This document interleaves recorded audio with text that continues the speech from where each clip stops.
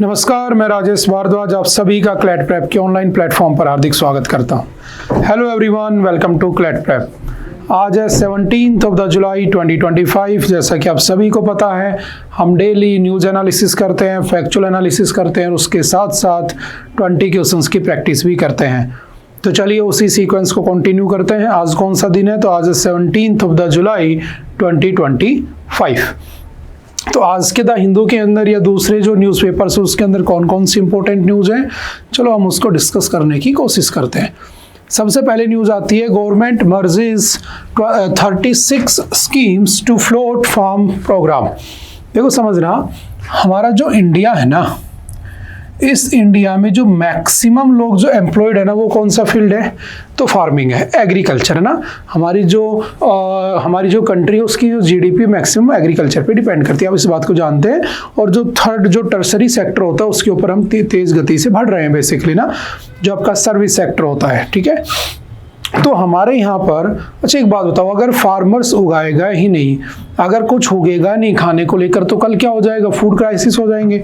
और दूसरी बात, हमारे भारत में अभी आपने पढ़ा था, वर्ल्ड पॉपुलेशन डे था कुछ दिन पहले, तो हमने देखा कि हमारी पॉपुलेशन भी ऑलमोस्ट 150 करोड़ के आसपास पहुंच चुकी है लमसम, ठीक है।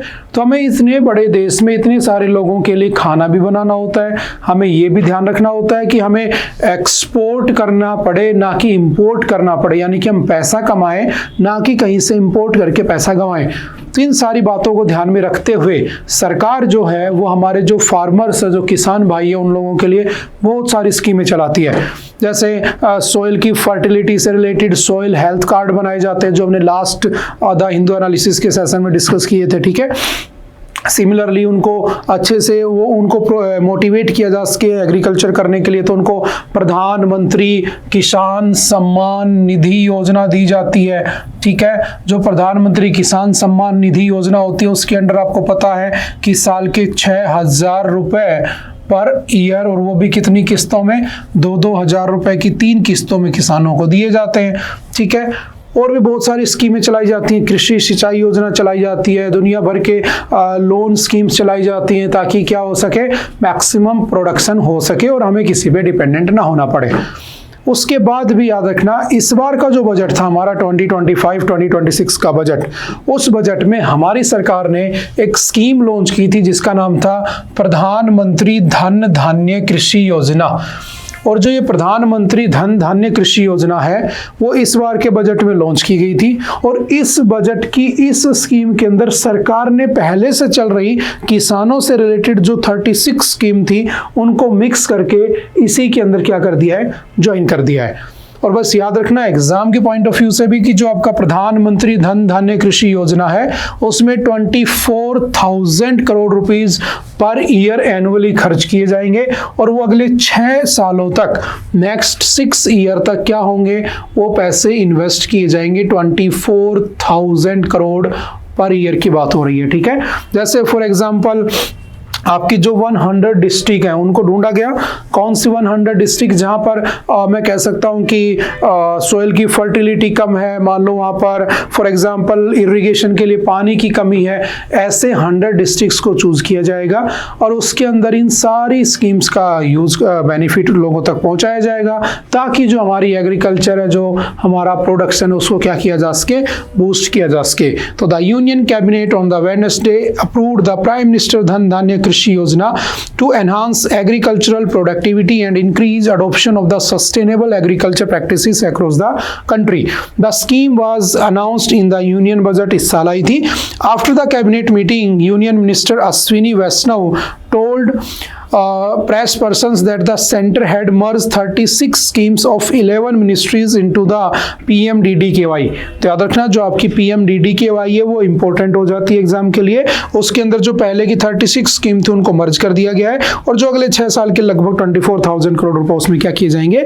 इन्वेस्ट किए जाएंगे। Districts to be identified based on the 3 key indicators, है ना। जैसा अभी मैंने बोला था, लो प्रोडक्टिविटी है ना, सोइल की फर्टिलिटी कम है मान लो कहीं पे, लो क्रॉपिंग इंटेंसिटी सिटी, ठीक है, जगह अच्छी है लेकिन जो क्रॉप उगाई जाती है वो बहुत कम उगाई जाती है, ठीक है। और उसके साथ साथ less credit disbursement. Credit disbursement क्या होता है कि किसानों को क्रेडिट दे देना। जैसे फॉर एग्जांपल 5 लाख रुपए की क्रेडिट लाइन दे रखी है, तो मेरे पास 5 लाख की क्रेडिट लाइन है, मैं 5 लाख रुपए तक यूज कर सकता हूं। मान लो मैंने 2 लाख रुपए यूज कर लिए, 3 लाख बच गए। अब मैंने उन 2 लाख रुपए को, जितना पैसा मैंने यूज किया था उतना मुझे इंटरेस्ट लगेगा, वो भी मिनिमम इंटरेस्ट होता है, और उसके बाद मैं उसे पे कर दूंगा। फिर मेरे पास 5 लाख का कॉर्पस रह जाएगा। फिर कभी मुझे अगर मान लो जरूरत पड़ गई, कभी ट्रैक्टर खराब हो गया, कभी कुछ बात हो गई, मेरे को खेती करनी है, तो मैं उसके लिए उस पैसे का यूज कर सकता हूं। तो मेरे पास एक क्रेडिट लाइन भी मेंटेन रहती है, जिससे मैं इस बात के लिए मोटिवेटेड रहता हूं कि मैं क्या करूं, फसल का प्रोडक्शन करता रहूं, ठीक है। तो इस बात के लिए क्या किया जा रहा है, तो PMDDKY योजना जो है आपकी, उसको क्या कर दिया गया है, इंप्लीमेंट कर दिया गया है। इससे लगभग ऑलमोस्ट 1.7 करोड़ फार्मर्स को बेनिफिट होने वाला है। और सबसे बड़ी जो प्रॉब्लम है इसमें वो है कनेक्टिविटी।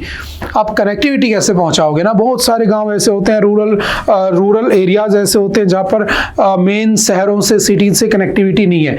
वहां पर बीज खरीदने के लिए ना, सीड्स वगैरह के लिए लोगों को बहुत दूर जाना पड़ता है, तो लोग इतना ध्यान नहीं। तो ये जो कनेक्टिविटी है ये कैसे बैठाएगी, ये सबसे बड़ा चैलेंज रहेगा आपकी सरकार के सामने, ठीक है। और इससे रूरल डेवलपमेंट भी होगा अगर इंप्लीमेंट होती है, और कहीं ना कहीं एम्प्लॉयमेंट के चांसेस भी बढ़ जाएंगे। तो सिंपल वन लाइनर में इसको याद रखना है, कुछ इसके फैक्ट भी याद रखने हैं, ठीक है। चलते हैं थोड़ा सा next. Fencing out the voter in Bihar poll roll preparation. देखो ये एक ऐसा इशू है जो काफी टाइम से चला आ रहा है, इसके ऊपर हम भी काफी बार डिस्कस कर चुके हैं कि बिहार के अंदर अभी इलेक्शन होने वाला है, और इलेक्शन से जस्ट पहले इलेक्शन कमीशन ऑफ इंडिया वो सर जो इंस्ट्रक्शंस थे SIR, ठीक है, वो उनको इम्प्लीमेंट कर रही है। और उसके अंदर जो आपका पोल्स है, जो वोटर्स है, उसके अंदर रिवाइज किया जा रहा है। क्या रिवाइज किया जा रहा है, तो कहा जा रहा है कि जो 2003 से पहले के जो बोर्न है उनको कोई डॉक्यूमेंटेशन दिखाने की जरूरत नहीं है। आफ्टर 2003 जिसका जन्म हुआ है उसको क्या करना होगा, प्रॉपर डॉक्यूमेंटेशन दिखानी होगी। अब प्रॉब्लम वही आ जाता है कि बिहार में सबसे ज्यादा माइग्रेशन होता है, ठीक है, वर्कर्स का, एम्प्लॉयमेंट के लिए बहुत ज्यादा लोग माइग्रेट कर जाते हैं। अब मान लो कोई 20 साल से बाहर रह रहा था, वहाँ पर किसी बच्चे का जन्म हो गया, उसने तो कोई ना वो 10th पास करवाई, ना वो कहीं का कुछ है, उसके पास जस्ट आधार कार्ड था और राशन कार्ड में उसका नाम था बिहार में, तो उनकी वैलिडिटी को तुमने क्या कर दिया, नेग्लेक्ट कर दिया। तो अब मैंने कहा था कि लास्ट टाइम ये बात कहाँ गई थी, सुप्रीम कोर्ट में गई थी। सुप्रीम कोर्ट ने 28 जुलाई को दोबारा हियरिंग करने की बात कही थी। तो सबसे बड़ी बात ये निकल के आ रही कि आप कैसे इस बात को अप्रूव करोगे, कैसे इस बात को प्रूफ करोगे कि यार कौन एलिजिबल है कौन नहीं है। अब कैसे इसे आइडेंटिफाई कर दोगे, कैसे मान लोगे कि 2003 के बाद का पैदा हुआ बच्चा या जो भी आदमी है वो एलिजिबल है कि नहीं है। तो समझना, टू बी श्योर आर्टिकल 324 हमने काफी बार पढ़ा है। Article 324 election commission of India का ही आर्टिकल होता है, ठीक है। कब बना था इलेक्शन कमीशन ऑफ इंडिया, तो आई थिंक अब तक तो सबको याद भी हो गया होगा, 25 जनवरी 1950। और इसीलिए 25 जनवरी को हम क्या बनाते हैं, नेशनल वोटर्स डे भी बनाते हैं, ठीक है। अच्छा, इलेक्शन कमीशन ऑफ इंडिया जो है कितने मेंबर्स बॉडी होती है, 3 मेंबर बॉडी होती है। 1 chief election commissioner of India, 2 election commissioners of India. जो chief election commissioner of India होता है वो कौन है, ज्ञानेश कुमार। अदर कौन है, तो सुखबीर सिंह संधू और विवेक जोशी। एटलीस्ट ये बेसिक बातें आपको पता होनी चाहिए, ठीक है। अब बात आती है कि कहना क्या चाह रहा है, तो समझना, to be sure article 324 of the constitution empowers the election commission of India to maintain superintendence, direction and control over the preparation of the electoral rolls. हाँ, वो बना सकता है, उसका राइट है। Article 326 also mandates that the elections are predicted on adult suffrage. Adult suffrage क्या होता है, जो 18 ईयर प्लस का होगा, ठीक है। पहले ये 21 होता था, आपको पता होना चाहिए, पहले ये 21 ईयर हुआ करता था, इसको बाद में 18 ईयर किया गया था राजीव गांधी के टाइम पर। कौन सा अमेंडमेंट था, तो आपको पता होना चाहिए, 61st कॉन्स्टिट्यूशनल अमेंडमेंट 1989 से इस अडल्ट सफरेज को कर दिया था 18 साल, ठीक है। इसे यूनिवर्सल अडल्ट फ्रेंचाइज भी बोल देते हैं, ठीक है। That is to say every person who is a citizen of India, हर आदमी जो नागरिक है यहाँ का, and who is not less than 18 year, जो 18 साल से कम नहीं है, मतलब उसके ऊपर है, of the age on an appointed date shall be eligible to vote देने के लिए एलिजिबल होना चाहिए। ये लिखा हुआ है 326 में, ठीक है, और ये कॉन्स्टिट्यूशनल आर्टिकल है बेसिकली, तो कॉन्स्टिट्यूशनल बॉडी है आपकी, समझ गए। अब उन्होंने कहा कि आपको डॉक्यूमेंट दिखाने पड़ेंगे। अगर मेरे पास आधार कार्ड है तो इनवैलिड कर दिया, मेरा राशन कार्ड इनवैलिड कर दिया, तो अब मैं कैसे इस बात को आइडेंटिफाई कर पाऊंगा, कैसे मैं इस बात को प्रूफ कर पाऊंगा कि हाँ मैं यहाँ का मेंबर हूँ, यहाँ का नागरिक हूँ, यहाँ का सिटीजन हूँ। तो आपने क्वेश्चन मेरी वोटिंग के ऊपर नहीं डाला है, क्वेश्चन मेरी नेशनलिटी के ऊपर आ चुका है कि मैं भारत का नागरिक ही नहीं हूँ। जबकि भारत का नागरिक होने के लिए आपने पढ़ा होगा इंडियन सिटीजन, अगर तुम हो इंडियन सिटीजनशिप अगर तुम पाना चाहते हो तो आपने पढ़ा होगा आर्टिकल नंबर 5 to 11 जो है हमारे कॉन्स्टिट्यूशन के, वो किसकी बात करते हैं, सिटीजनशिप की बात करते हैं। और जो सिटीजनशिप है वो हमारी कैसी सिटीजनशिप है, तो ये आपको पता होना चाहिए, सिंगल सिटीजनशिप भारत के नागरिकों को मिली हुई है। ठीक है, अगर भारत के आप सिटीजन हो तो सिंगल सिटीजनशिप रख सकते हो। और इसको पाने के 5 तरीके होते हैं और इसके खोने के 2 तरीके होते हैं। जैसे बाय बर्थ, जन्म आपका यहाँ हुआ है ना, बाय डिसेंडेंट यानी कि तुम्हारे फादर या मदर के जो जन्म हो यही हुआ है, पेरेंट्स यही पैदा हुए हैं। तो ये बात तो आप मान रहे हो ना खुद से कि भाई उनके 2003 से पहले वाले सब वैलिड हैं, 2003 के बाद वाले वैलिड नहीं माने जाएंगे, उनको डॉक्यूमेंट दिखाने होंगे। तो जब उसके मम्मी पापा यहाँ पर सिटीजन हैं और वो यहीं पैदा हुआ है तो ऑटोमेटिकली सिटीजन तो हो चुका है वो। फिर उसको इस बात का प्रूफ करने की कहाँ जरूरत आ चुकी है कि वो सिटीजन है कि नहीं है, और उसका वोटर कार्ड तो बना हुआ ही है, इसीलिए तो वोट डालने जाना चाहता है। तो जो इलेक्शन कमीशन ऑफ इंडिया वो अपने ही बनाए हुए उस जाल में क्या हो रहा है, फंस रहा, और कुछ भी नहीं है, समझ गए। और देखते हैं आगे क्या बात कर रहा है इसके अंदर, ठीक है। To that end, the Representation of the People's Act 1950, समझना, जो आपका आरपीए है ना, बहुत से बच्चे इसमें कंफ्यूज होते हैं कि सर ये आरपीए 2 हैं, 1950 वाला भी है, 1951 वाला भी है। तो घबराने की कोई जरूरत नहीं है, सिंपल सा याद रखना, representatives of the peoples act 1950 deal करता है विद द सिटीजन्स। देखो ऐसे याद रखा करो, अगर आपसे कहा जाए कि भारत का कॉन्स्टिट्यूशन किसने लिखा है, तो we the people of India, हम भारत के लोगों ने लिखा है। और जहां वी द पीपल की बात आती है, हम सबसे सुपीरियर माने जाते हैं, सुप्रीम माने जाते हैं, हमारे राइट्स के साथ कोई गड़बड़ नहीं होनी चाहिए, इसीलिए सुप्रीम कोर्ट बैठा है, वो हैबियस कॉर्पस, मैंडेमस रिट्स, वो तुम सब पढ़ते हो, समझ गए। तो यहां पर कहा गया पहले कौन आएगा, तो 50 या 51, तो 1950 तो पहले हमारी बात होगी, पीपल ऑफ इंडिया यानी लोगों की बात होगी। 51 में किसकी बात होगी, पॉलिटिशियंस की बात होगी, पॉलिटिकल पार्टीज की बात होगी। तो जब भी कभी आरपीए 1950 दिखे तो समझ जाना अपनी बात हो रही है, 1951 दिखे तो समझ जाना पॉलिटिशियंस की, पॉलिटिकल पार्टीज की बात हो रही है, ठीक है। तो आगे क्या कहता है, authorises the election commission of India to revise the rolls from time to time, ठीक है, टाइम टू टाइम आप उसे रिवाइव कीजिए, कोई दिक्कत नहीं है, and even to carry out special revisions, जो SIR वाली गाइडलाइंस हमने पढ़ी थी, where necessary, but these powers are not unlimited, लेकिन इन पावर्स की भी क्या है, कुछ लिमिटेशंस, आप ऐसे नहीं कर सकते हो। अच्छा एक बात समझना, ठीक है, इसमें और भी बहुत सारी चीजें लिखी हुई हैं, ठीक है। जैसे फॉर एग्जाम्पल मैं इसको आगे डिस्कस कर लेता हूं, जस्ट इसको आप एक बार रीड जरूर कर लेना ना, इसकी थीम जो है वो मैं आपको समझा देता हूं। आर्टिकल 14 क्या कहता है, पहले ये समझो। आप सभी ने अगर फंडामेंटल राइट्स पढ़े हैं तो आर्टिकल 14 से अवेयर होंगे। आर्टिकल 14 कहता है right to equality before law, कानून के सामने सब बराबर हैं। और इसी का सेकंड पार्ट क्या कहता है, equal protection of the law, कि जो कानून है वो सभी के लिए क्या रहेगा, इक्वली प्रोटेक्टेड रहेगा, ये लिखा हुआ है। लेकिन यहाँ पे समझना, under article 14 of the constitution, चाहे मैं किसी भी जाति का हो, कास्ट, रिलीजन, ठीक है, जेंडर, प्लेस ऑफ बर्थ, ठीक है, रेस, कुछ भी हो, इन 5 बिहाफ पर मेरे साथ किसी तरह का कोई भी डिस्क्रिमिनेशन नहीं हो सकता है ना। लेकिन under article 14 of the constitution which guarantees the right to equality, a classification made by the state must satisfy a 2-part test.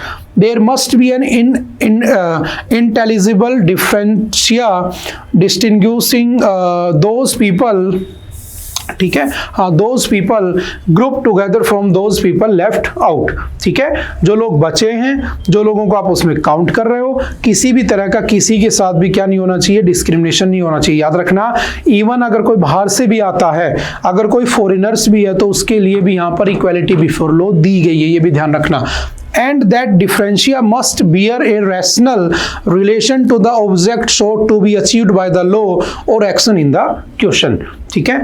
The legitimacy of an election depends not only on the fairness of its outcome but also on the inclusiveness of its process। मतलब यहाँ पर ये जो बात है, ये सबसे important बात की गई है कि जब तक आप उसको इंक्लूड नहीं करोगे, जब तक आप उन चीजों को यूज नहीं करोगे, तब तक उनके होने की कोई वैल्यू ही नहीं है। पहली बात तो जब आप कह रहे हो कि इक्वलिटी बिफोर लॉ होनी चाहिए, कानून सबके लिए बराबर होगा, फिर एक तरफ आप कह रहे हो वहां पर कि आपकी जो नेशनलिटी है उसको आपको प्रूव करना होगा, दूसरी तरफ कह रहे हो कि उसको सिटीजनशिप को पाने के 5 तरीके हैं, और उसके बाद उसका जो बच्चा है जो अभी पैदा हुआ है यहीं पे, तभी तो उसके मम्मी पापा यहाँ थे, तभी तो यहाँ पे है बेसिकली, तो उसकी वोटर्स जो उसका यूनिवर्सल अडल्ट सफरेज है या उसकी जो यूनिवर्सल अडल्ट फ्रेंचाइजी, उसके ऊपर तो क्वेश्चन उठाया जा रहा है। तो देखते हैं, अभी सुप्रीम कोर्ट में जस्ट बात गई हुई है, सुप्रीम कोर्ट ने कहा भी था, उन्होंने एडवाइस दी थी, ये नहीं कहा था मैंडेटरी है, उन्होंने जस्ट एडवाइस किया था कि भाई राशन कार्ड और आधार कार्ड को इंक्लूड कर लो, और 28 जुलाई तक का टाइम दिया। देखते हैं उसके अंदर क्या बात होती है, क्या बात नहीं होती है। इसमें इस आदमी ने जस्ट क्या बात की है, आर्टिकल लिखने की कोशिश की, और आदमी नहीं है, मद्रास हाई कोर्ट के एक बहुत बड़े एडवोकेट भी हैं, ठीक है। तो अच्छा आर्टिकल है, जस्ट आप इसको रीड भी कर सकते हो। वही सब बातें इसके अंदर डिस्कस की हुई, जैसे Aadhaar card, electoral photo identity card EPIC which is issued by the election commission of India, और ration card. But what does the word consider mean in this context? Must the ECI accept these documents as a valid evidence or merely review them and reject them if it so chooses? The ambiguity leaves enough doubt to create a further delay which can also potentially lead to the creation of a compliance by the time the matter returns to the court. The draft roll will be on the verge of the publication। ठीक है, तो ये सब बातें discuss की हुई है। देखते हैं, बात सारी किस पे डिपेंड कर रही है, सुप्रीम कोर्ट पे डिपेंड कर रही है। आप जस्ट ये बेसिक बातें जरूर याद रखना, ठीक है। चलते हैं next. A tectonic shift in thinking to build seismic resilience। क्या होता है seismic resilience समझना? आज के टाइम पर जो एक ऐसा थ्रेट है जिसके बारे में कोई बात ही नहीं करता है, हालांकि इसके कॉन्सिक्वेंसेज, इसके नुकसान बहुत सारे हैं। जैसे आपको पता होगा कि जो हमारी धरती है, हमारी जो अर्थ है बेसिकली, वो किसके ऊपर है? तो प्लेट्स के ऊपर टिकी हुई है। और जो प्लेट्स के ऊपर, प्लेट्स कहाँ से आए? तो आपको पता है कि हमारी अर्थ 3 पार्ट्स में डिवाइड होती है, ठीक है। सबसे ऊपर वाले को हम क्रस्ट कहते हैं, फिर हम उसे मेंटल कहते हैं सेकंड लेयर को, और मेंटल के बाद क्या आता है? कोर आता है। और यहाँ पर जो है लिक्विड फॉर्म में आयरन भरा हुआ है। इतना ही मैं नीचे चला जाऊँ तो पूरा अर्थ बन जाएगी, ठीक है। एक छोटा सा पार्ट है। और मैंने कहा यहाँ पर आप लोग रहते हो, पेड़ लगा हुआ है, ठीक है, आप यहाँ पर घूम रहे हो, ठीक है, यहाँ पर आपकी बिल्डिंगें बनी हुई हैं, ठीक है, फॉर एग्जाम्पल। और यहाँ पर ओशियन है, ठीक है, समुद्र बना हुआ है, ठीक है, जो भी है पानी भरा हुआ है, ठीक है। अब जो अर्थ है उसकी क्रस्ट के अंदर प्लेट्स मूव करती हैं, और जो प्लेट्स होती हैं वो किसके ऊपर तैर रही होती है? तो इनके बीच में क्या पाई जाती है? डिसकॉन्टिन्यूटी। एंड डिसकॉन्टिन्यूटी क्या होती है कि उसके बीच में पूरे सॉलिड बीच में लिक्विड आ जाता है, ठीक है। और ये बेसिकली क्या होता है? मैग्मा होता है। और ये जब धरती के बाहर आ जाता है तो हम इसे लावा कह देते हैं, ठीक है। समझना, थोड़ा सा ज्योग्राफिकल टर्म है। और ये जो मैग्मा होता है ये ऊपर की तरफ इस प्लेट के ऊपर क्या लगाता है? प्रेशर लगाता है, जिसे हम क्या कहते हैं? जियोथर्मल प्रेशर लगाता है, ठीक है। जियोथर्मल एनर्जी जनरेट करता है। अब इसकी एनर्जी से यहाँ पर इस प्लेट में मान लो हो गया ब्रेकेज, और जैसे ब्रेकेज हुआ तो यहाँ से वेव्स निकलेंगी और सीधे यहाँ आकर टकराएंगी, और हम क्या कहेंगे? धरती पे क्या आ गया? अर्थक्वेक आ गया। The shaking of the surface of the earth by the internal forces of the earth, कभी कभी एक्सटर्नल फोर्सेज भी हो जाते हैं, जैसे टिहरी डैम वाला एग्जांपल हम पढ़ते हैं, ठीक है। तो उनसे क्या आ जाता है? अर्थक्वेक आ जाता है। कई बार क्या होता है, प्लेट जो होती है, एक होती है ओशियनिक प्लेट, एक होती है कॉन्टिनेंटल प्लेट। ओशियनिक प्लेट जो होती है हैवी होती है, कॉन्टिनेंटल प्लेट लाइट होती है। ओशियनिक प्लेट जो है एवरेज 5 सेंटीमीटर मूव करती है साल में, और जो कॉन्टिनेंटल प्लेट है वो लगभग एवरेज 2 सेंटीमीटर मूव कर जाती है। तो जब ये आपस में चलती हैं, तो अगर आपस में टकराती हैं, है ना, जब आपस में टकराएंगी तो क्या बनेगा? कोई नई स्ट्रक्चर बनेगी धरती के ऊपर, जिसे हम क्या कहते हैं? जैसे हिमालय जो है वो इंडियन और जो आपकी चाइनीज या एशियन प्लेट उसके टकराने से बना है। और इंडिया कौन सी प्लेट पर है? तो India is a part of Indo Australian plate, but India like इसमें करता है एशियन कॉन्टिनेंट में करता है, ये भी ध्यान रखना। तो जब ये टकराया नीचे से इंडिया वाली प्लेट, तो बीच में क्या हुआ? हमारी ओशनिक प्लेट थी, ये कॉन्टिनेंटल प्लेट थी, एक भारी एक हल्की, दोनों टकराएंगी। टकराने से क्या हुआ? बीच में से एक स्ट्रक्चर निकल के चली गई, जिसे हम क्या कहते हैं? हिमालय कहते हैं। और हिमालय में हर साल क्या आते हैं? अर्थक्वेक आते हैं, भयंकर तरीके से अर्थक्वेक आते हैं। जैसे अभी म्यांमार में आया था, तिब्बत में आया था, उन्हीं की बात कर रहा है ये, कि एक ऐसा थ्रेट है जिसके बारे में कोई बात ही नहीं करता है, और हमें इससे निपटना होगा, क्योंकि इससे बहुत सारी जो जानें हैं, लाइफ है, वो चली जाती हैं। कैसे चली जाती हैं? अचानक से तुम घूमने गए हुए थे शिमला मनाली, अचानक से नीचे से प्लेट हिली, क्योंकि प्लेट तो साल भर में मूवमेंट करती हैं, और ऊपर से धरती हिल गई, और मान लो लैंडस्लाइडिंग हो गई या कुछ भी हो गया, और वहां पर भूकंप से पूरी बिल्डिंग गिर गई, ठीक है, और आप चलते चलते चलते चलते चलते ऊपर से पहाड़ आके गिर गया आपके ऊपर, है ना। तो ऐसा नहीं होना चाहिए, इसके ऊपर भी हमें बात करनी चाहिए, समझ गए। जैसे 2015 में एक अर्थक्वेक आया था, वो भी इसने इसके अंदर डिस्कस किया हुआ है ना, नेपाल के अंदर आया था। वो हुआ कैसा था? टिहरी डैम, है ना। टिहरी डैम हमारा इंडिया का, याद रखना, हाईएस्ट डैम है, ठीक है। टिहरी डैम जो है वो हाईएस्ट है विद 260.5 मीटर हाइट, ठीक है। अब हुआ क्या? उसमें इतना पानी भर गया, इतना पानी भर गया, वो जहां पर बना था, कौन सी नदी पर बना था टिहरी डैम? तो याद रखना, भागीरथी, ठीक है, भागीरथी। और जो भागीरथी है, यही आगे जाकर अलकनंदा में मिलकर क्या बना देती है? देवप्रयाग में गंगा बन जाती है वो, ठीक है। इस भागीरथी रिवर के ऊपर बना हुआ था उत्तराखंड में। इसके नीचे प्लेटें थी, पानी इतना भर गया, प्लेट नीचे से हिल गई और भूकंप आ गया। कहाँ पे? नेपाल में। बहुत सारी बिल्डिंगें गिर गई, बहुत सारे लोगों की जान चली गई। बाद में सुप्रीम कोर्ट ने 2016-17 में कहा कि भाई इसका पानी कम कर दो, और हमने पानी वानी कम कर दिया, वरना अगर किसी दिन डैम टूट गया तो पूरी दिल्ली पानी में बह जाएगी, समझ गए। तो हमें इन टॉपिक्स पे बात करनी चाहिए, हालांकि हम इसके लिए कोशिश करते हैं। हमारी इसरो, आपने पढ़ा होगा, हमारी इसरो और जो हमारा नासा है, उन दोनों ने मिलकर एक जॉइंट ऑपरेशन भी लॉन्च किया था, शायद आपको याद होगा, जिसका नाम था निसार। और निसार के अंदर हमने सिर्फ यही किया था कि हम क्या करेंगे? मैपिंग करेंगे कि इसकी अर्थ की दोबारा से, ठीक है, उसकी क्लोज मॉनिटरिंग करेंगे जहां जहां पर अर्थक्वेक प्रोन एरियाज होते हैं, यानी कि जहां अर्थक्वेक ज्यादा आते हैं, ठीक है।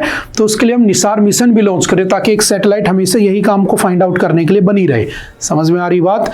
तो ऐसे और भी चीजें होनी चाहिए जो हम इसके लिए एटलीस्ट ध्यान में रख सकें, ठीक है। कभी कभी ये होता है कि प्लेट, ये तो कन्वर्जेंट प्लेट थी, टकरा गई। कभी कभी डाइवर्जेंट भी होती है, अलग जाती है। जब प्लेटें एक दूसरे से दूर भागती हैं तो रिफ्ट बन जाती है ना, वैली जैसी बन जाती है।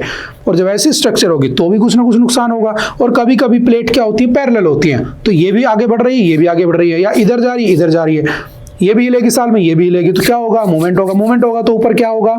धरती हिल जाएगी, अर्थक्वेक आ जाएंगे। जैसे दुनिया में एकमात्र है सैन एंड्रियास, जहां पर प्लेटें पैरेलल हैं, और वहां पे हमेशा अर्थक्वेक, सुनामी, ये सब आते रहते हैं। सुनामी क्या होती है? जब पानी के अंदर अर्थक्वेक आता है तो उसे हम सुनामी कह देते हैं, समझ गए। आपने मूवी भी देखी होगी सैन एंड्रियास, ठीक है, समझ गए। तो देखो वही सब बात कर रहा है। The tremors that were felt in Delhi on the July 10th, 2025 at 9:04 a.m.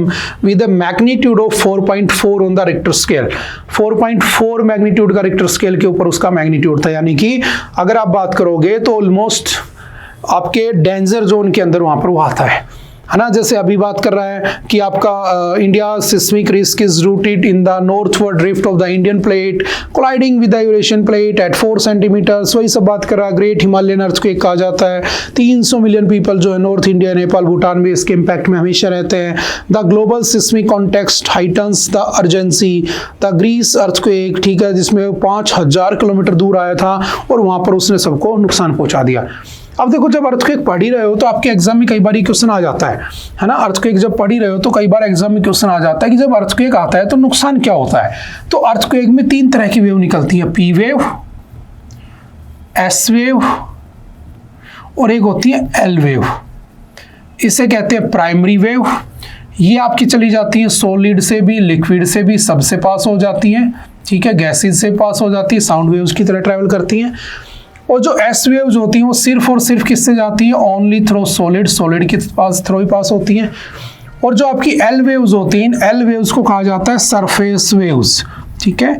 ये जो सरफेस वेव्स होती हैं सबसे ज़्यादा डिस्ट्रक्टेबल होती हैं और ये क्या करती हैं? सरफेस के ऊपर ट्रैवल करती हैं, ठीक है, और ये सबसे ज़्यादा डिस्ट्रक्शन फैलाती है। जैसे मान लो आया हिमालय में और जयपुर की कोई बिल्डिंग गिर गई तो कौन सी वेव्स होंगी? अगर हिमालय में उसका फोकस था तो कौन सी होगी? आपकी सरफेस वेव्स होंगी, एल वेव्स होंगी, ठीक है। कई बार एक और नाम दिया जाता है रेले वेव्स।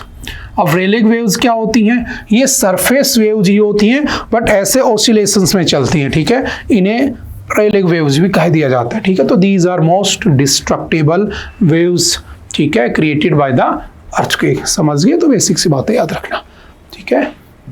और कई बार ये क्वेश्चन आ जाते हैं क्योंकि अर्थक्वेक वगैरह आते रहते हैं। नेक्स्ट, ये भी बहुत अच्छा टॉपिक है, अगर आप लोगों ने काफी बार पढ़ा भी होगा, safe haven no more, sexual violence in workplace and the educational institutions is worrying. देखो हुआ क्या समझना, इसमें एक केस भी है 14 जुलाई का ना, फकीर मोहन ऑटोनॉमस कॉलेज बालासोर उड़ीसा का केस है। देखो होता क्या है समझना, है ना, एग्जाम में भी आने वाली चीजें हैं क्योंकि काफी इंसिडेंट ऐसे हुए हैं। अब देखो आज के ज़माने में सबसे बढ़िया, है ना, हालांकि हमेशा से सबसे ज़्यादा एक्सप्लॉयटेशन किसका होता है? महिलाओं का, वुमेन्स का, है ना। आप जब युगों से बाहर निकलोगे ना, द्वापर युग, आप जब वेदों के बारे में पढ़ोगे तो वेदों के टाइम पर महिलाओं की कंडीशन बहुत अच्छी थी, है ना। शादी की 16 ईयर होती थी, है ना, लक्ष्मी की तरह पूजा जाता था। और उसके बाद धीरे धीरे धीरे धीरे सब कुछ बदल गया। सबसे दयनीय, सबसे अगर कहा जाए कि सबसे ज़्यादा क्रिटिकल कंडीशन किसी की हुई, किसी के हालात बुरे हुए हैं, तो वो कौन है? महिलाएं हैं। और उसके लिए बार बार बहुत सारे रूल्स भी बनाए जाते हैं।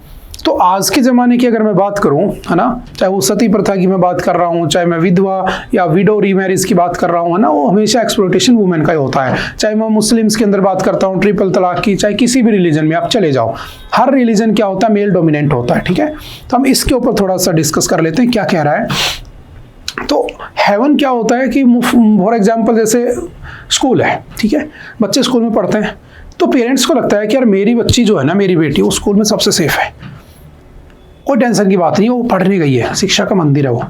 कॉलेज में अगर बेटी गई हो तो ऐसा लगता है कि यार वो पढ़ने गई है ना, तो उसको मंदिर माना जाता है, उसे हम पूजा करते हैं उसकी। पहले जब हम बचपन में थे तो स्कूल में गेट पे अंदर जाने से पहले ऐसे छू के भी जाते थे कि चलो भगवान के यहाँ जा रहे हैं। आजकल ये कल्चर खत्म हो चुका है, बाद की बातें हैं। तो वहाँ पर पेरेंट्स बड़े खुश रहते हैं। जैसे कोई महिला किसी ऑफिस में जॉब करती है, वो बताती है कि ऑफिस बहुत अच्छा है ना, बॉस बहुत अच्छे, सब बहुत अच्छा है, तो घर वालों को लगता है कि यार बिल्कुल स्वर्ग में रह रही है, हमारे बच्चे बहुत खुश हैं। लेकिन सबसे ज़्यादा उनके साथ सेक्सुअल हैरेसमेंट यहीं पर होता है। ये बात भी आप याद रखना। हमारा जो नेशनल जो NCRB है, क्राइम रिपोर्ट का जो डिपार्टमेंट है, ब्यूरो, उसका डाटा ये कहता है कि सबसे ज़्यादा वुमेन के साथ जो एक्सप्लॉयटेशन होता है वो वर्क प्लेस में ही होता है। जैसे मैंने आप लोगों को एक केस समझाया था, आपको याद होगा, भावरी देवी का केस, जो कि राजस्थान की होती है, आंगनवाड़ी में जॉब कर रही होती हैं, और उनका काम था चाइल्ड मैरिज को रुकवाना।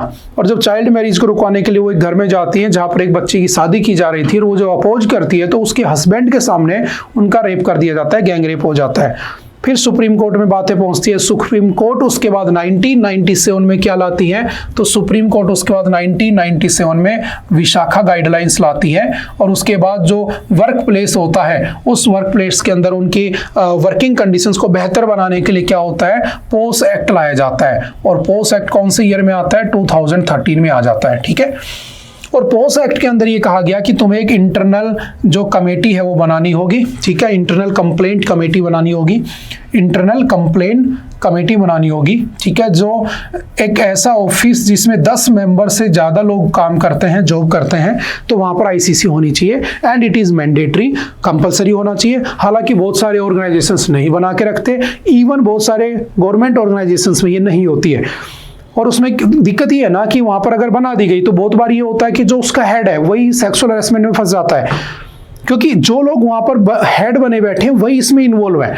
अगर वही इन्वॉल्व नहीं होंगे, वही अगर साफ हैं, अच्छे हैं, तो वहाँ पर ये चीज़ हो ही नहीं सकती है। जैसे ये केस की बात कर रहा है, मैं इसी को डिस्कस कर लेता हूँ। फकीर मोहन ऑटोनोमस कॉलेज है आपका, बालासोर उड़ीसा में, एक 20 साल की लड़की ने क्या कर लिया? सुसाइड कर लिया। क्यों कर लिया? क्योंकि उसका जो कॉलेज का प्रोफेसर था वो उसे सेक्सुअली हरेस कर रहा था, ठीक है, और उसने काफ़ी बार कंप्लेंट भी की, लेकिन किसी ने उसकी कंप्लेंट ही नहीं सुनी और उसने सुसाइड कर लिया। ऐसा बहुत से पहले पास्ट में ऐसे इवेंट हो चुके हैं कि एक बार एक इवेंट हुआ था, मुझे बताना कौन से स्टेट की बात है ना, देखता हूँ कौन इस बात को सर्च करके लाता है, रिसर्च करता है इसके ऊपर, है ना, कि वो लड़की जाती है पुलिस स्टेशन के अंदर और कहती है कि मेरे साथ वो बदतमीजी करते, मेरा सेक्सुअल हैरेसमेंट करते, मेरा रेप हो सकता है, मुझे बचाओ। पुलिस वाले ये तक कह देते हैं कि रेप हुआ तो नहीं है ना, होगा जब देखेंगे। और इवन 10-15 दिन के बाद क्या होता है, उस लड़की का रेप हो जाता है और उसके बाद वो सुसाइड कर लेती है। तो हमारा सिस्टम इतना खराब हो चुका है, जिसे हम हेवन स्वर्ग मानते हैं, वहीं पर हमारी जो बच्चियां हैं वो सबसे ज्यादा अनसेफ हैं। तो इनको सेफ कैसे बनाओगे तुम? तो एक बार एक केस याद करो जिसके बारे में इसने स्टार्टिंग में यूज किया है। कौन सा?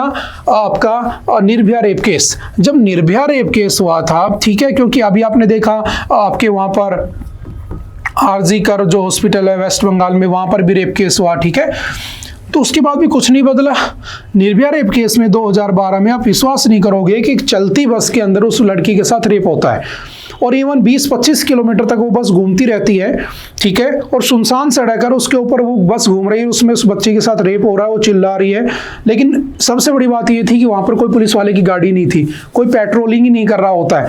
अब सोचो कि ऐसे हालात में हम कानून तो बनाकर बैठे, लेकिन कानून का इंप्लीमेंटेशन भी तो होना चाहिए।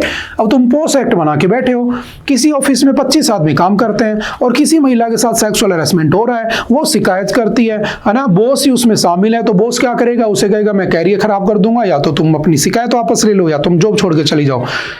ये है। अब तुम बच्चियों को पढ़ा रहे हो, लिखा रहे हो, ठीक है, तुम उन्हें किसी भी एग्जाम की प्रिपरेशन करा रहे हो, कुछ भी कर रहे हो, और कल को जाकर वह एनवायरनमेंट ही उसे ऐसा ना मिले तो उसका तो कोई मतलब ही नहीं रह जाता ना। तो हम कब तक सेफ्टी करते रहेंगे? जब तक कानून उसके लिए ना बने। जैसे निर्भया रेप केस था, क्या हुआ? कुछ नहीं हुआ, ठीक है। धीरे धीरे जो छूटना था सब छूट गए, जिनको कुछ होना था उनको सजा पड़ गई, है ना। अभी आरजी उसका वो कॉलेज में वो है ना, अभी 14 जुलाई को 20 साल की लड़की ने सुसाइड कर लिया। तो इन सब के ऊपर हमें बात करनी चाहिए, यही इसमें ऑथर कहने की कोशिश कर रहा है। तो एग्जाम के पॉइंट ऑफ व्यू से भी याद रखना। और भी बहुत सारे इसने रेप केसेस की बात की इसके अंदर, ठीक है। हालांकि निर्भया रेप केस के बाद एक चीज थी जो क्या थी, इसके अंदर 0 FIR का कॉन्सेप्ट आ गया था। और 0 FIR का कॉन्सेप्ट क्या था कि अगर आप, है ना, जस्टिस वर्मा लेकर आई थी, अगर आप किसी के खिलाफ FIR करना चाहते हो, लेकिन आप वहां उस थाने में नहीं कर पा रहे हो जहां क्राइम हुआ है ना। जैसे उसमें निर्भया में यही हुआ था कि वो रेप हुआ, वो शिकायत करने गए, तो पुलिस वाले बोले कि हमारे जुरिस्डिक्शन में नहीं आता, चलती बस थी, वहां पर रेप हुआ था उस थाने जाओ, वहां पर रेप हुआ था उस थाने जाओ। तो एक नया मैकेनिज्म आया 0 FIR, कि आप किसी भी जगह के क्राइम को कहीं भी रिपोर्ट करा सकते हो। वो एक 0 FIR होगी, आपको FIR नंबर नहीं मिलेगा, बट लॉज हो जाएगी, रजिस्टर हो जाएगी। उसके बाद उस कंसर्न थाने में वहां से एक FIR आएगी और उसे मजबूरन लिखना पड़ेगा। जैसे आसाराम वाला केस है, आसाराम वाले केस में यही हुआ था, एक 16 साल की लड़की से रेप होता है, और रेप होने के बाद वो लड़की के घर वाले पहले तो मानते नहीं रेप हुआ है, क्योंकि वो उसकी पूजा करते थे, आसाराम की भगवान की तरह मानते थे। बाद में जब पता चला कि हाँ रेप हुआ है बच्चे के साथ, तो वो FIR करने गए, किसी ने लिखी नहीं, क्योंकि जोधपुर पूरा आसाराम का गढ़ है, वहां पे तो नहीं लिखा गया। उन्होंने दिल्ली जाकर किसी पुलिस स्टेशन में FIR कराई, 0 FIR, और उसके बाद वो आदमी आज जेल में है। तो उसका एक बेनिफिट जरूर निकला, कौन सा था? 0 FIR, समझ गए। उसके बाद कहानियां जो की त्यों चल रही है। NCRB जो है आपका, ठीक है, नेशनल क्राइम जो आपका रिपोर्ट ब्यूरो है, वो क्या कह रहा है? वो कह रहा है कि 2022 का डाटा मेरे पास, याद रखना 23 का भी पब्लिश नहीं हुआ है, 22 का ही डाटा है। सबसे ज्यादा महिलाओं के 4 लाख यानी कि 445,256, है ना, 4.5 लाख के आसपास केस रजिस्टर हुए थे, जिसमें मैक्सिमम केस क्या थे? Cruelty by the husband and the family members, 31.4%। और रेप केस में उसकी रेट कितनी थी? 7.1% रेप केसेस भी थी, ठीक है। तो सिंपल सा याद रखना, ठीक है। उसके बाद चलते थोड़ा सा आगे। The POS Act defines sexual harassment to include unwelcome acts such as physical contact and sexual advance, a demand or request for the sexual favors, making sexually colored remarks, showing pornography, and any other unwelcome physical, verbal, or non-verbal conduct of a sexual nature.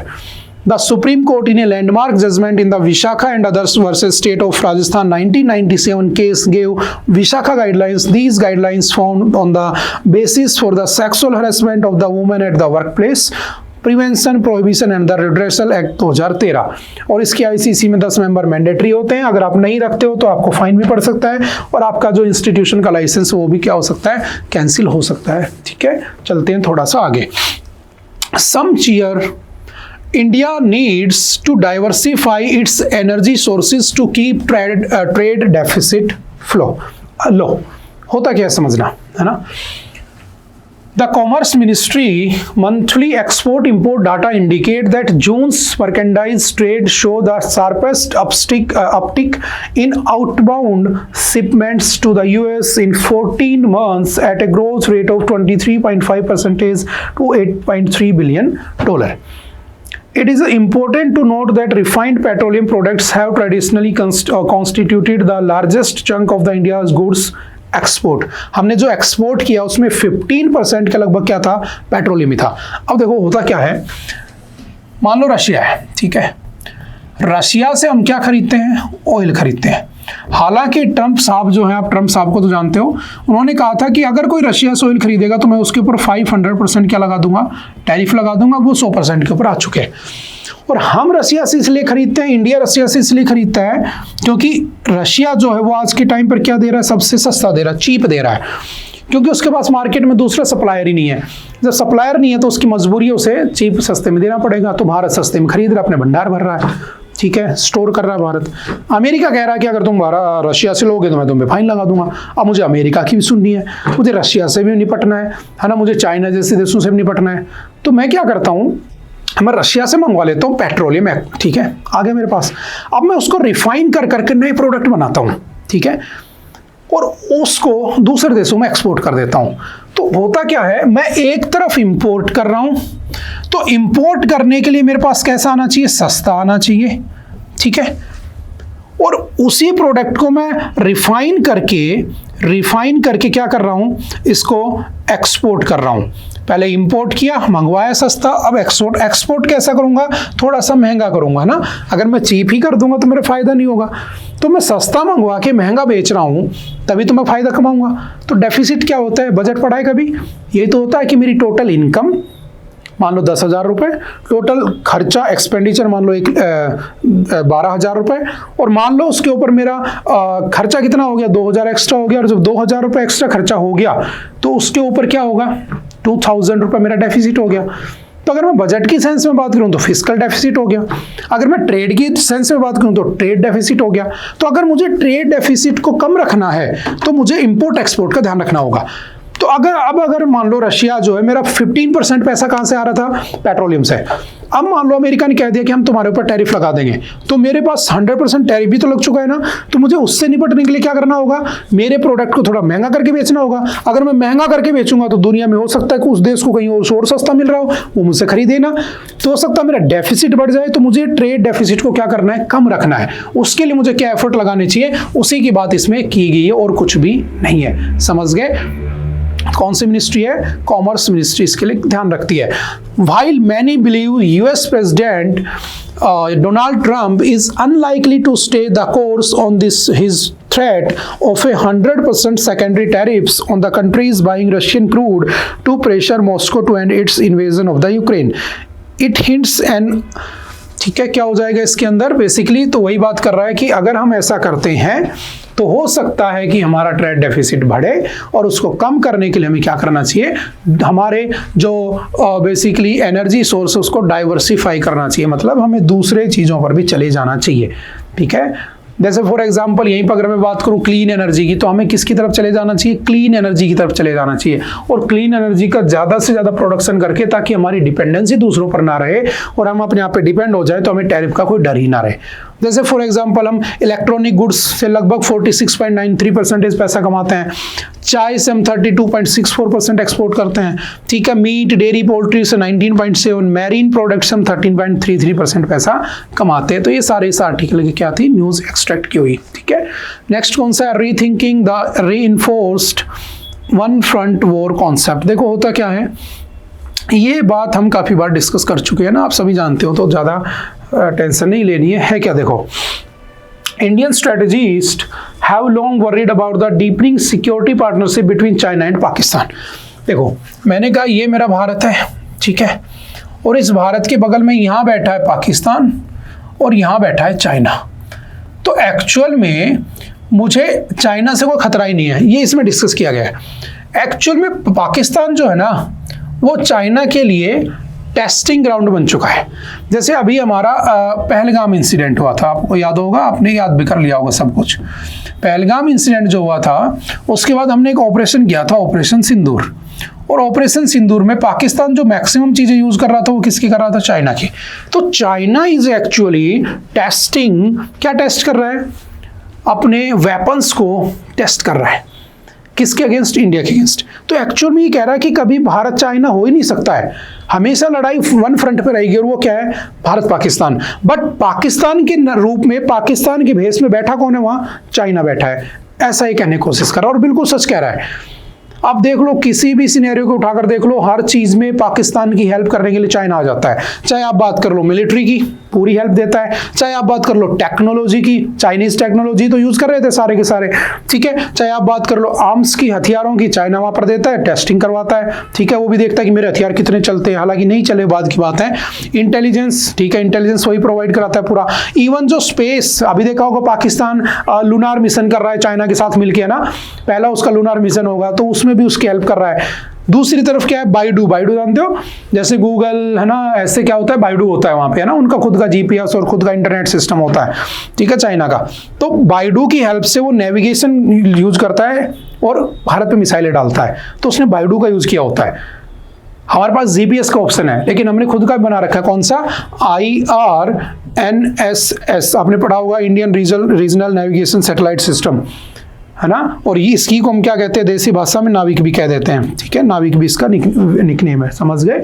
तो पाकिस्तान की help पूरी तरीके से कौन कर रहा है? China. तो एक्चुअल में the war is one front, ठीक है, दो फ्रंट पे लड़ाई नहीं, एक ही फ्रंट पे है, बट एक फ्रंट पे चाइना बैठा है, किसके रूप में? पाकिस्तान के रूप में। ये इसमें डिस्कस किया गया, और कुछ भी नहीं है, जस्ट इसको रीड कर लेना, सारी चीजें रीड करने वाली है, ठीक है। वही नाटो, साउथ कोरिया, ठीक है, पाकिस्तान मिलिट्री, वही ऑपरेशन सिंदूर, वही सब बातें इसने घुमा फिरा के इसमें डिस्कस की हुई है, ठीक है। चलते हैं next. For every child free for adoption 13 parents wait in the line. देखो बहुत बार क्या होता है कि जो माँ बाप होते हैं ना, या जो कपल्स होते हैं, उनको बच्चे अडॉप्ट करने होते हैं, ठीक है, किसी कारणवश उनके पास बच्चा नहीं है, ठीक है, और वो बच्चे को अडॉप्ट करना चाहते हैं, है ना। अब जब वो बच्चों को अडॉप्ट करना चाहती है, तो हमारे भारत में बच्चों के अडॉप्शन से रिलेटेड लॉज बड़े ही क्या हैं, कह सकता हूँ कॉम्प्लेक्स बने हुए हैं, ठीक है। जैसे फॉर एग्जांपल, अगर कोई सिंगल कपल बच्चे को अडॉप्ट करना चाहे तो बहुत ही इम्पॉसिबल सा काम है। हाँ, ये लड़कियों के लिए फिर भी ईजी है, लड़कों के लिए ठीक है, थोड़ा सा डिफिकल्ट पड़ जाता है। अब एक रिपोर्ट निकल के आती है, एक डिपार्टमेंट है कारा। व्हाट इज कारा? तो याद रखना, सेंट्रल अडॉप्शन रिसोर्स अथॉरिटी। कारा for central adoption resource authority. ये बताता है, ये वो अथॉरिटी है जो भारत में बच्चों को अडॉप्शन से लेकर काम करती है। इसकी एक रिपोर्ट है जो कह रही है in 2021 26,734 prospective parents registered in the कारा पोर्टल, ठीक है, इतने लोगों ने पेरेंट्स ने रजिस्टर किया कि हमें बच्चे बहुत चाहिए, और उसमें सिर्फ 2430 चिल्ड्रन ही लीगली फ्री थे अडॉप्शन के लिए। मतलब इतने लोग अडॉप्ट करना चाहते हैं, लेकिन सिर्फ बच्चे इतने अवेलेबल हैं। तो ये किसकी नाकामी दिखा रहा है? कारा की, है ना। जो आप देखते हो कि बहुत सारे बच्चे अनाथ आश्रम में रहते हैं ना, जो उनके जैसे फॉर एग्जांपल आपने देखा होगा ट्रैफिक के ऊपर बहुत सारे बच्चे है ना भीख वगैरह मांगते नजर आ जाते हैं, ठीक है, जो अनाथ आश्रम में रहते हैं। तो क्यों ना इन बच्चों को अडॉप्ट कर लिया जाए, उनकी लाइफ भी बेहतर हो जाएगी, अच्छी एजुकेशन मिलेगी, अच्छा लाइफ हो जाएगी उनकी, है ना, स्टैंडर्ड ऑफ लिविंग अच्छा हो जाएगा।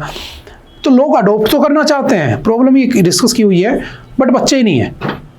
बच्चे क्यों नहीं है? क्योंकि जो कारा है वो काम ही नहीं कर रहा ढंग से।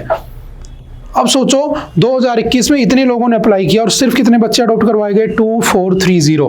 इन other words there were 11 prospective parents for every child free for adoption in 2021।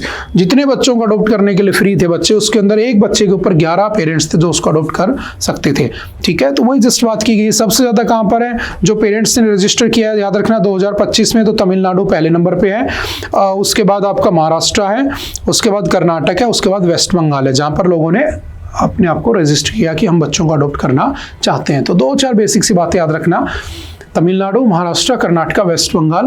2017 में 1 साल का टाइम लगता था बच्चे को अडॉप्ट करने में। सबसे बड़ी प्रॉब्लम ये है, सुप्रीम कोर्ट का कहना है 2022 में 3 साल लगते थे बच्चे को अडॉप्ट करने में। आज के दिन अगर एट प्रेजेंट 2025 में आप बच्चा अडॉप्ट करना चाहते हो, ठीक है, और बच्चा अवेलेबल है, उसके बाद आपको अडॉप्ट करते करते 3.5 साल लग जाएंगे। ठीक है। तो अच्छा कौन से मिनिस्ट्री के अंडर काम करता है, तो ministry of women and child care के अंडर में आपका कारा काम करता है, ठीक है, सिंपल सा याद रखना। कारा कौन से उसको कन्वेंशन को मानता है, तो याद रखना Hague convention on the inter country adoption 1993। आप चाहो तो किसी दूसरे देश से भी बच्चा अडॉप्ट कर सकते हो, इंटर कंट्री भी आप बच्चा अडॉप्शन का ऑप्शन आपके पास अवेलेबल होता है, ठीक है। अगर वहाँ भी बच्चे अडॉप्ट करने के लिए अवेलेबल हैं तो आप वहाँ से भी अडॉप्ट कर सकते हो। कोई बाहर का आदमी भारत के बच्चे को अडॉप्ट कर सकता है अगर वो अवेलेबल है तो, ठीक है। और कौन सा एक्ट के अंडर में इसको अवेलेबल कराया गया, तो याद रखना जुवेनाइल जस्टिस एक्ट 2015, जो कि नाबालिग बच्चों की बात करता है, ठीक है। जो बिलो 18 ईयर एक एज होता है उसे हम जुवेनाइल कह देते हैं, ठीक है, नाबालिग जो होता है, ठीक है। Adoption is govern by 2 laws in India. Bharat में 2 तरीके से अडॉप्शन को गवर्न किया जाता है। एक Hindu adoption and the maintenance act है, जिसमें हिंदू, जैन, सिख, बुद्धिस्ट ये सब आते हैं, बिकॉज ये सारे के सारे हिंदू ही कंसिडर किए जाते हैं। Article 25 of the Indian constitution, ये आपने पॉलिटी में पढ़ा होगा, ठीक है। और दूसरा है juvenile justice care and protection of the children act 2015। इन दोनों एक्ट से बच्चों को अडॉप्ट करवाया जाता है, ठीक है, सिंपल सा याद रखना। चलते हैं next. Ties in region back in focus with PM's visit to the Maldives। Modi ji अभी कहाँ गए थे, 26 ऑफ द जुलाई को माले किसकी कैपिटल है, मालदीव्स की, और उन्होंने अपना इंडिपेंडेंस डे सेलिब्रेट किया। तो यहाँ पर मोदी जी गए। ये आदमी को आप जानते होंगे, काफ़ी न्यूज़ में रहता है, क्या नाम है, मोहम्मद मोइज़ू। ये वही मोहम्मद मोइज़ू है जिसने चाइना के उसमें आकर, ठीक है, उसमें चाइना के चक्कर में आकर क्या किया, इन्फ्लुएंस में आकर चाइना की तरफ इसका झुकाव हो गया। इसने हमारे मिलिट्री को वहाँ से भगा दिया, इसने भारत से सारे रिश्ते तोड़ दिए। बाद में जब चाइना ने हेल्प नहीं की तो इसको वापस भारत आना पड़ा और भारत से मिला। अब मोदी जी भी दोबारा से रिश्ते अच्छे करना चाहते हैं, क्योंकि चाइना भारत को चारों तरफ से घेर रहा है, आप ये बात जानते हो, ठीक है। String of pearls, necklace, diamond, ये सब पढ़ा है आप लोगों ने, ठीक है। तो हम भी चाहते हैं कि उसको काउंटर करें। तो जहाँ चाइना अपने पैर रख देता है, हम चाइना को वहाँ से निकालने के लिए दोबारा से पहुँच जाते हैं। बस ऐसा है, इतनी लैंग्वेज में समझोगे तो समझ जाओगे। तो मोदी जी पहुँचे कहाँ पे, Maldives. Capital of Maldives is Male. मिले किससे, Mohamed Muizzu, president of the Maldives. और मिलने के बाद उन्होंने कहा कि हम दोबारा से अपने रिश्तों को क्या करेंगे, स्ट्रॉन्ग करेंगे, ठीक है। सिंपल से याद रखना, हमारा उसके साथ एथनिक, लिंग्विस्टिक, कल्चरल, रिलीजियस बहुत गहरा नाता है, ध्यान रखना, ठीक है। जब वो 1965 में आज़ाद हुआ था, इंडिपेंडेंट हुआ था 26 ऑफ द जुलाई को, ठीक है। मोदी जी जाएंगे अभी, है ना, गए नहीं है, मोदी टू अटेंड जाएंगे, ठीक है। तो उसके अंदर सबसे पहला कंट्री जो था, जो रिकॉग्नाइज किया उसे 1965 में, वो कौन था, भारत था। India was the first country to recognise Maldives as an independent country, ठीक है।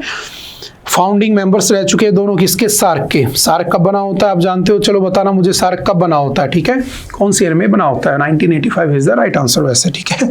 Toll gate of in Indian Ocean किसे कहा जाता है, मालदीव्स को कहा जाता है। इसीलिए मालदीव्स में हमारी आर्मी बैठा के बैठे थे कि मान लो ये इंडिया है और कल को इधर से अफ्रीका से कोई मुझ पे अटैक करता है तो मालदीव्स में मेरी आर्मी बैठी है तो मैं उसे यही रोक लूं। लेकिन जब इसने मुझे हटा दिया तो मुझे मजबूरन यहाँ आना पड़ गया। बात समझ में आ रही है? तो ये क्या कहलाता है, इसको हम toll get in Indian ocean भी कह देते हैं, ठीक है। हम उनको जो आपका मालदीव्स जो लगभग 1200 कोरल आइलैंड्स के ऊपर भी बना हुआ है, ये भी बेसिक सी बात याद रखना, ठीक है। हम उसे क्रेडिट लाइन भी देते हैं, कितने रुपए की, $800 मिलियन की लाइन ऑफ क्रेडिट हमने उसे मार्च 2019 में दी थी। फैक्चुअल डाटा याद रखना, कितनी, $800 मिलियन क्रेडिट लाइन। आप जानते हो जितना पैसा चाहे वो यूज कर सकता है, फिर भर सकता है, ठीक है। हमारे ट्रेड एग्रीमेंट उससे 1981 में सेटल हुए थे, उसके बाद से हम उनके साथ ट्रेड कर रहे हैं।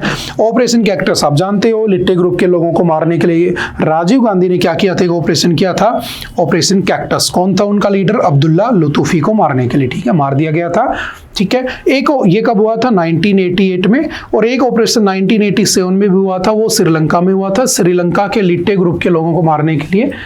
और वो ऑपरेशन क्या था, तो उस ऑपरेशन का नाम था ऑपरेशन पवन। और बाद में इन्हीं लिट्टे ग्रुप के लोगों ने 21 मई 1991 को किसका असैसिनेशन कर दिया था, राजीव गांधी का असैसिनेशन कर दिया था, उनको मार दिया था, ठीक है। हमने एक ऑपरेशन नीर भी किया था, ठीक है, 2014 में।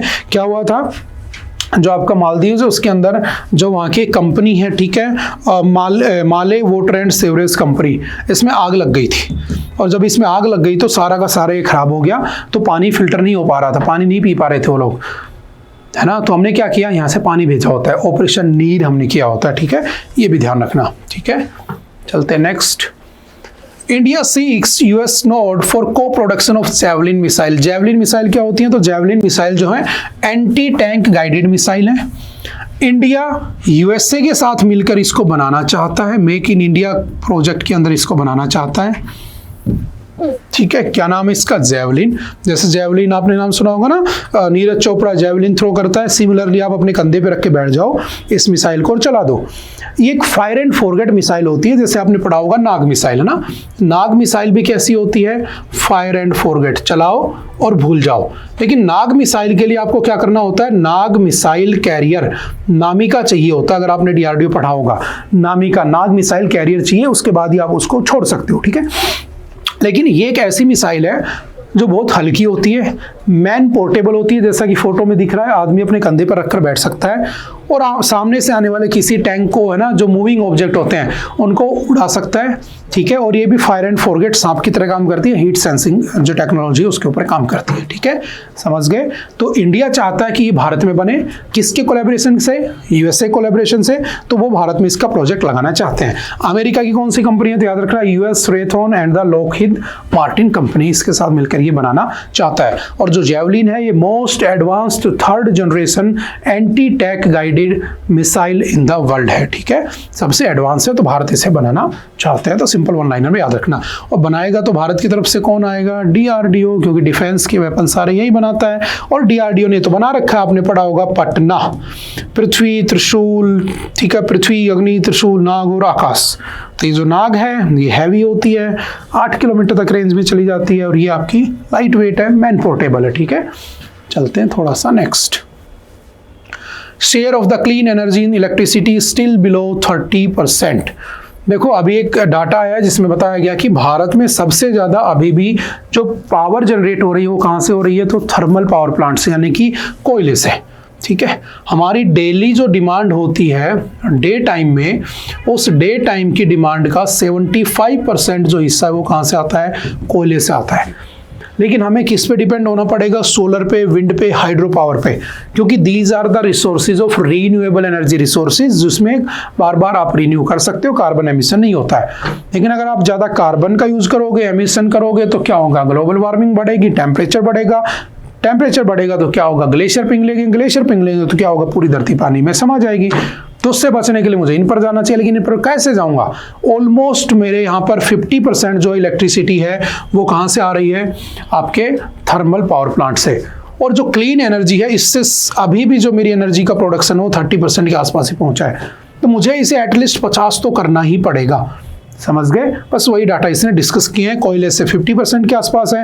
पेरिस एग्रीमेंट आप जानते हो 2015 में हुआ था, मुझे वो अगर अचीव करना है तो मुझे कार्बन एमिशन जीरो करना पड़ेगा, मजबूरी है। ठीक है, 20% लगभग सोलर से आती है, ऑलमोस्ट 25 to 30% विंड से आती है, और आपकी कोल और न्यूक्लियर से कितनी आती है? 60% आती है। आपने पढ़ा होगा, अभी एक ग्लोबल विंड रिपोर्ट भी आई थी, है ना, ग्लोबल विंड रिपोर्ट। और ग्लोबल विंड रिपोर्ट में भारत की रैंक कौन सी थी? तो इंडिया की रैंक इस बार कौन सी थी? 4th नंबर पे था इंडिया। ये भी आपको पता होना चाहिए। ठीक है, ओके, चलते हैं थोड़ा सा नेक्स्ट। अच्छा, कई बार देखा होगा ना कि सरकार सब्सिडी देती है कि अपनी छत के ऊपर सोलर पैनल लगा लो, लेकिन क्यों नहीं लगा पाते?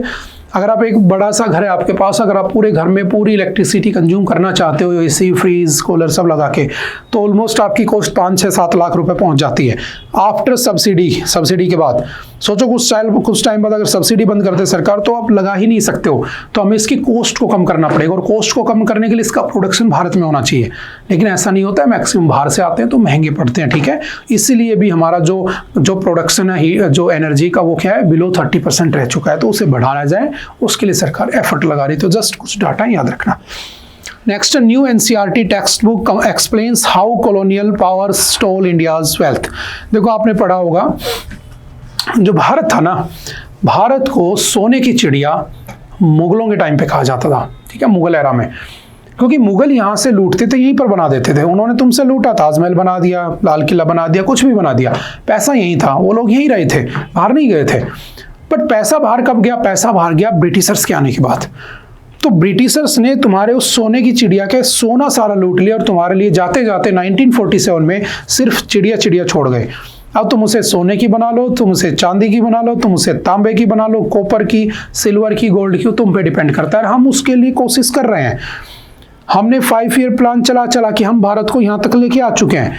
और समझ में आ रही है? और भी भारत आगे जाएगा, डेफिनेटली जाएगा। 2047 में विकसित भारत बनने का टारगेट है। मान लो 2047 में नहीं हुआ, लेकिन 10-15 साल बाद कभी तो बनेगा विकसित भारत, डेफिनेटली बनेगा। तो जो भारत को लूटा, जो भारत से पैसा लूटा, वो किसने लूटा? ब्रिटिशर्स ने। तो हमने क्या किया, इस बार की जो एनसीईआरटी की बुक्स हैं उसके अंदर इस टॉपिक को भी ऐड कर दिया कि कैसे उन्होंने भारत से पैसा लूटा होता है। और अगर तुम्हें ये जानना है तो एक बहुत अच्छी बुक है इसके ऊपर, है ना, दादा भाई नेरोजी ने लिखी थी। किसने लिखी थी? दादा भाई नेरोजी। और जो दादा भाई नेरोजी थे आपके, बेसिकली वो दादा भाई नेरोजी फर्स्ट इंडियन पर्सन थे who was elected in British parliament, ठीक है, इन 1892 में ब्रिटिश पार्लियामेंट में इलेक्ट होने वाले पहले इंडियन थे वो। दादा भाई नेरोजी का एक न्यूज़पेपर भी चलता था जिसका नाम क्या था? राष्ट्र गुफ्तार, ठीक है, राष्ट्र गुफ्तार। इवन दादा भाई नेरोजी इज कंसीडर्ड एज द को फाउंडर ऑफ कांग्रेस। इन्हें कांग्रेस का को फाउंडर भी कंसीडर किया जाता है। इवन इन्होंने कांग्रेस का नाम बदलकर इंडियन नेशनल कांग्रेस रखा होता है। अगर आपने हिस्ट्री पढ़ी होगी, इंडियन नेशनल कांग्रेस इन्होंने रखा था, समझ गए। और कांग्रेस कब बनी थी? 1885 में 28 ऑफ द दिसंबर को, ठीक है। ये बेसिक सी बातें याद रखना, समझ गए। तो इन दादा भाई नेरोजी की एक बुक है, इन्हीं को क्या कहा जाता है याद रखना, he is also known as grand old man of India. Grand old man of India भी इन्हें हम कह देते हैं, याद रखना। आयरन मैन ऑफ इंडिया किसे कहते हैं? हम सरदार वल्लभ भाई पटेल को कहते हैं, ठीक है। इनको grand old man of India भी कहते हैं। इनकी एक बुक है ड्रेन ऑफ वेल्थ थ्योरी, ठीक है, जिसमें उन्होंने बताया कि कैसे भारत का पैसा लूटा गया। और हम अब इसको किस में ऐड कर रहे हैं? एनसीईआरटी के चैप्टर में। और हमने क्या किया एनसीईआरटी के चैप्टर में? अगर आपने यही वाली न्यूज़ अगर इंडियन एक्सप्रेस में पढ़ी होगी तो उसके टाइटल को बदल दिया और उन्होंने कुछ नहीं किया, है ना। इसलिए मोस्टली न्यूज़ सेम होती हैं। तो उसमें क्या लिखा होगा, अगर आपने पढ़ा होगा कि इन्होंने जो आपका टीपू सुल्तान है ना, हैदर अली है, ठीक है, उनके मैसूर है ना, मैसूर पढ़ते हो आप लोग कि Mysore was founded by Hyder Ali. उसके बाद उसका बेटा टीपू सुल्तान, 4 लड़ाइयाँ होती है, ट्रीटी ऑफ मद्रास, मैंगलोर, आपका श्री रंगपट्टनम, और उसके बाद 1799 में खत्म हो जाता है। वो सब एक्सक्लूड कर दिए गए, ठीक है। तो सिंपल सा याद रखना, ठीक है। चलते हैं थोड़ा सा आगे। ओके, आई थिंक आज के लिए इतना ही था। आई होप कि आपको बातें समझ में आई होंगी। फिर भी अगर किसी तरह का कोई डाउट रहता है, ठीक है, तो आप आकर पूछ सकते हो, मिल सकते हो। ओके, मिलते हैं दोबारा फिर कभी दूसरे लेक्चर में। Okay, bye bye, thank you, have a nice day.